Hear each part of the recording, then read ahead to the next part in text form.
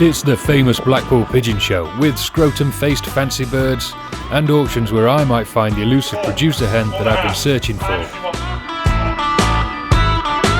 With the highest price racer selling for over 60 grand.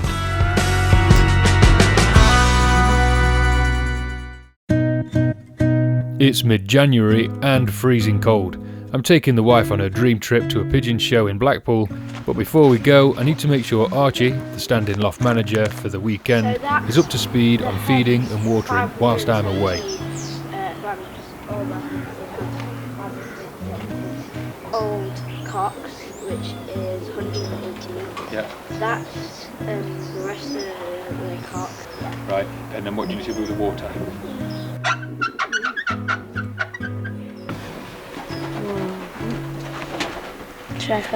Since the last race ended, it's been hard getting the boys interested in the day-to-day running of the loft.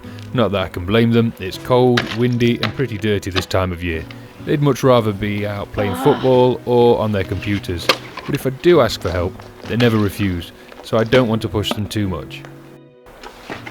If I see any weird pictures, I'll tell you.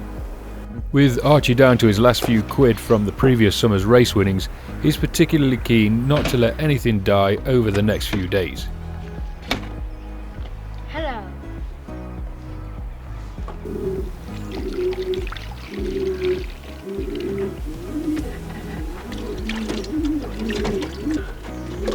Oopsies.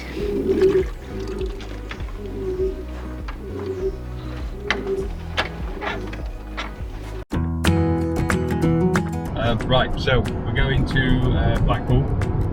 We're travelling up today, Friday, and we'll be there. We're going to the show tomorrow, Saturday. Try and find a foundation hen, a producer hen, which is something that I've heard quite a lot about. And I've been told that I won't find one here, not an old bird anyway, because nobody sells good producer hens. The only way we'll get one is if we find somebody that's clearing out, finishing their racing career, and then there might be some other auctions on the periphery. The alternative is find some young birds from a really good breeder that does medium to long distance races. See if we can find something, a kit of young birds that he's selling, maybe find a good hen from that. But yeah, and then have a look around. Never been before. Everybody always raves about how good Blackpool is. I've never been to Blackpool. I've heard it's like Skegness, but on the northwest coast. Not exactly a glowing endorsement, but it does get me out of work and out on the road, so I'm game.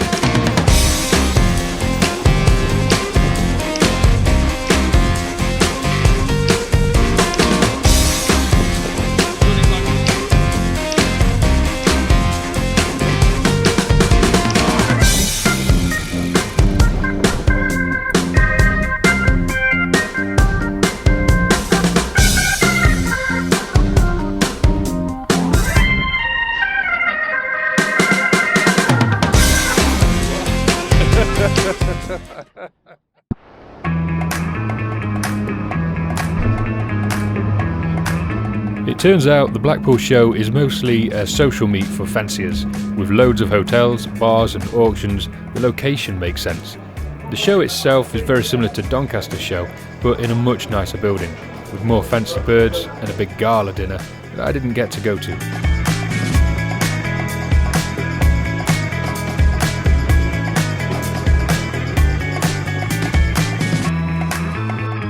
According to the guy in the white overcoat, these big lads are an American breed that were bred for the table.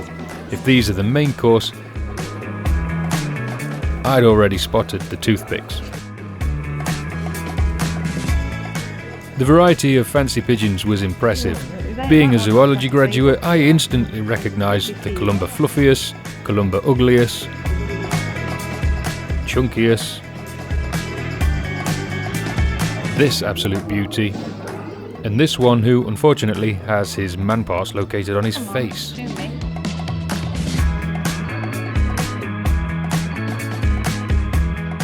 I went to look at some hens in an auction at the Savoy Hotel, but they're not for me. Then, with wallet in hand, I walked over to the auction for Tom Burkle's stock birds. Ransom of Sagan, ransom of Kittle, £100 is a bid.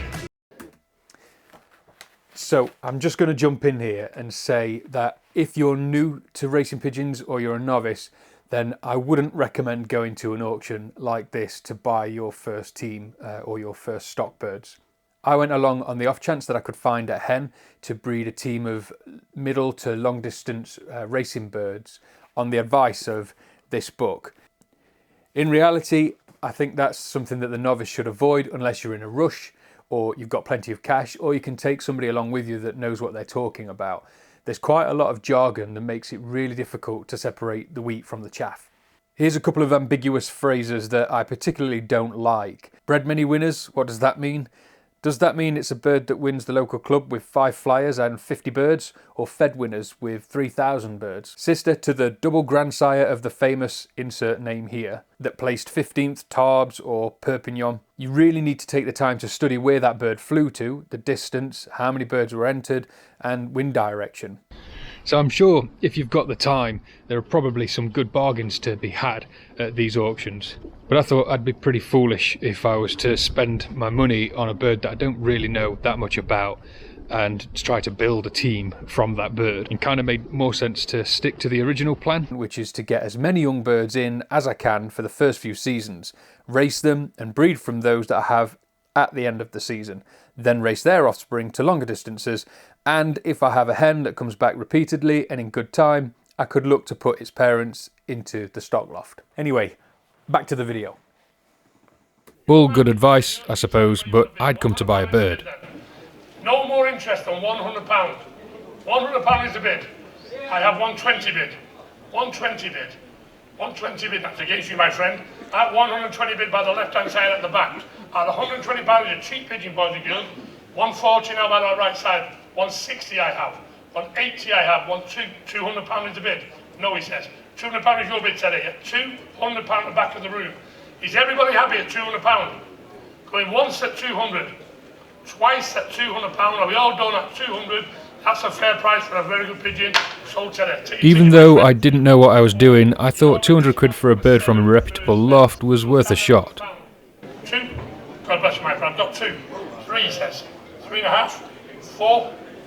But then... 4. 4.5. 5 if you want. 5.5. No, he says. Thank you for trying, my friend. God bless you, my kid. I do appreciate your bidding. 400 is your bid. 5 is your bid. £500 is the bid. 5.5. I have in a new place. 6.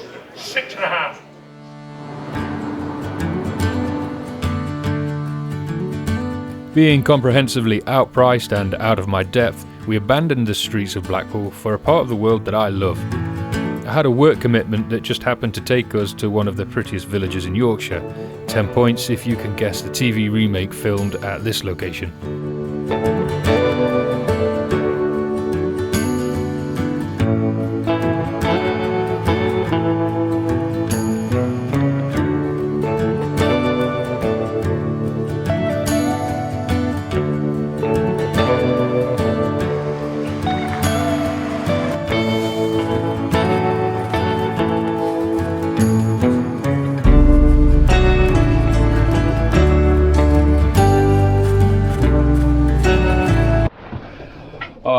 I've literally just been talking 5 minutes and I forgot to press record. Anyway, here we are. These are the old birds, the old cocks.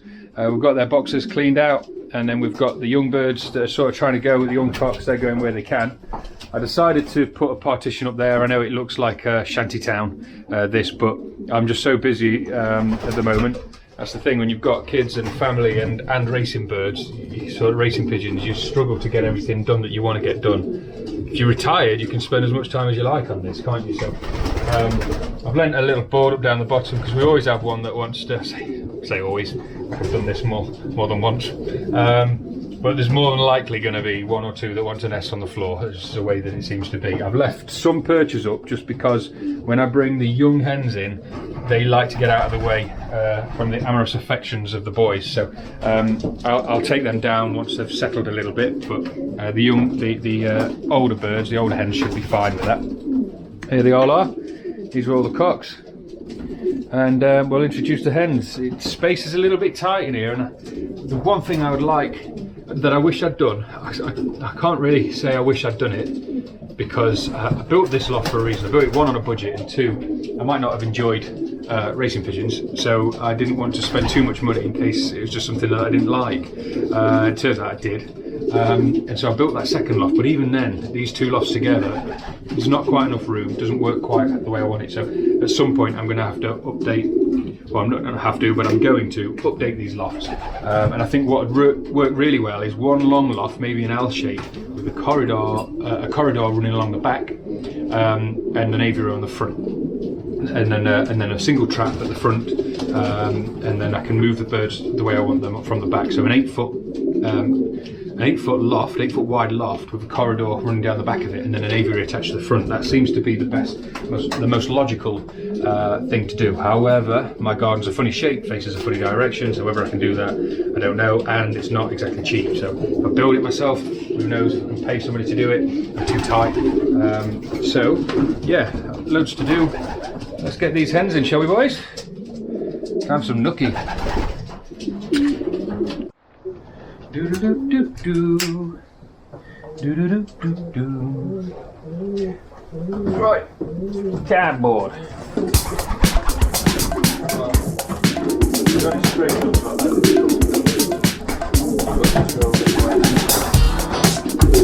Come on then, 2003. Give you a name if you do something well this year. These two aren't wasting any time, look. I decided to pair the same birds up as last year, and they wasted no time getting down to business. Put that stick there. Right, so I've given all the nest bowls a clean. Now I'm going to wrap them in newspaper. This is just to stop the birds getting droppings all over the bowls. Ooh, hello.